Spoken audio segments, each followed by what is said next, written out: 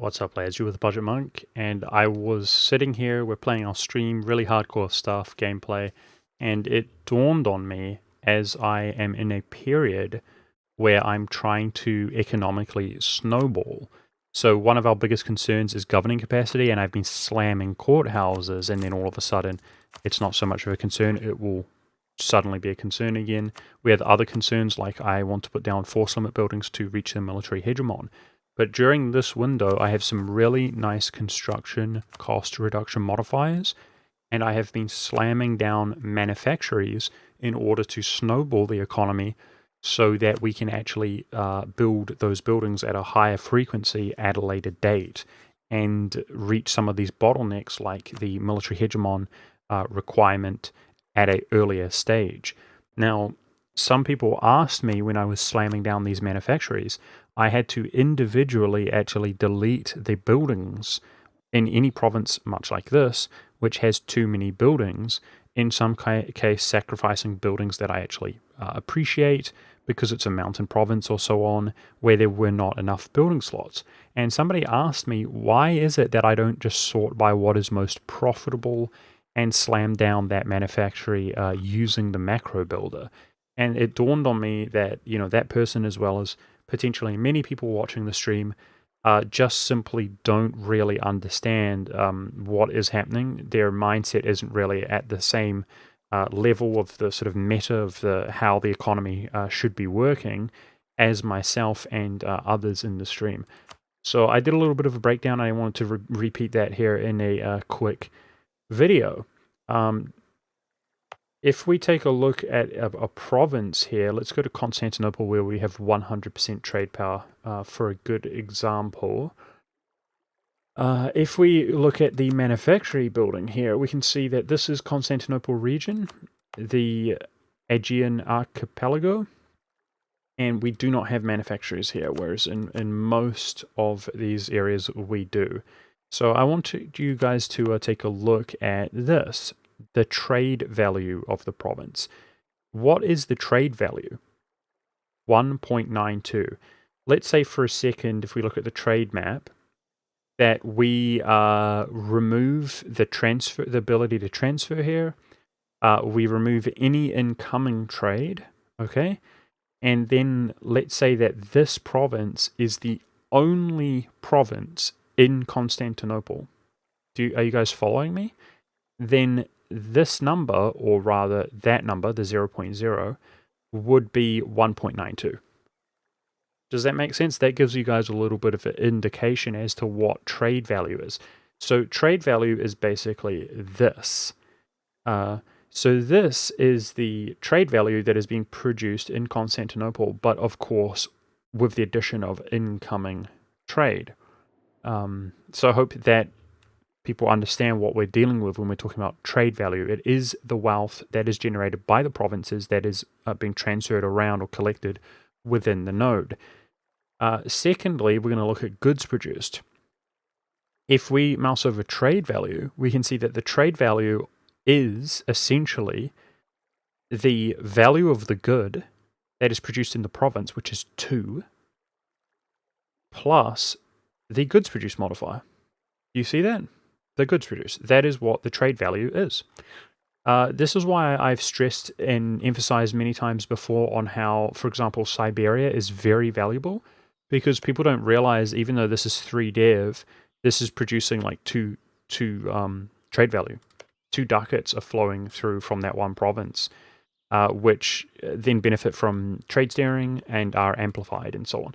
So Siberian Frontier, very strong. It's the same with these low dev provinces in the New World. As you generate them into existence, there's all kinds of trade being flown about because of the actual resources generating trade value to the province.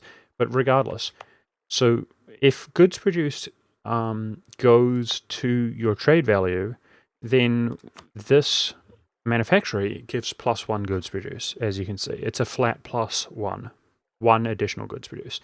So every single province that has a manufactory gets 1 goods produced, regardless of whether the goods are high or low.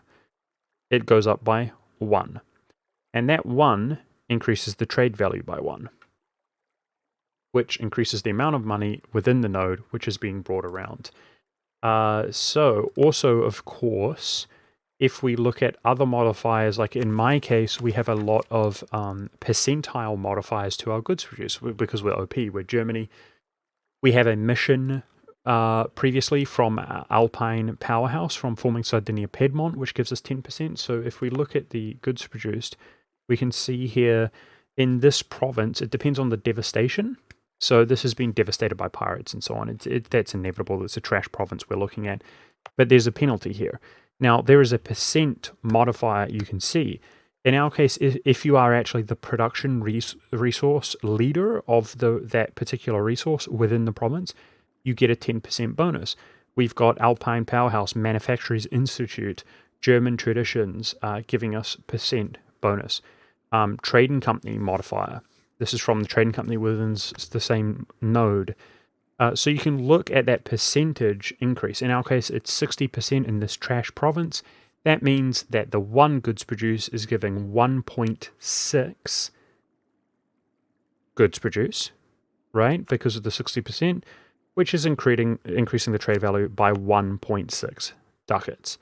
Are you following me?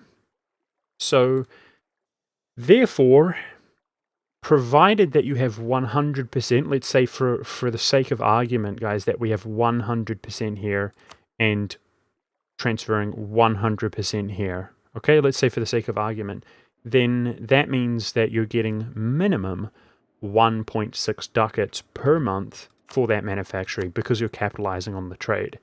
So do you see how 1.6 is more relevant than this number? So it's all about trade, guys. And of course, in actuality, it's much more than 1.6, and I'll try to demonstrate to you why. Number one, there's a trade steering modifier when you train merchants together. So I believe the base value is 5%.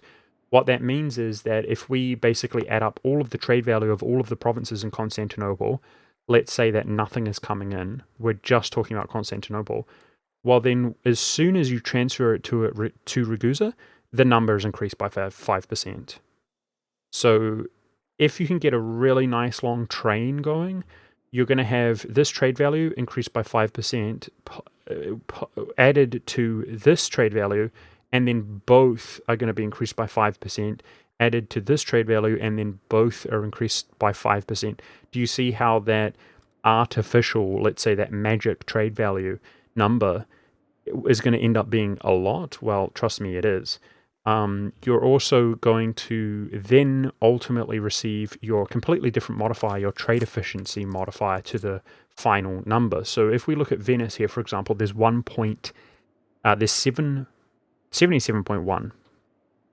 If we go look at our trade here, we can see we're collecting almost twice as much in Venice. Do you see that? I mean, 70 times 2 is 140.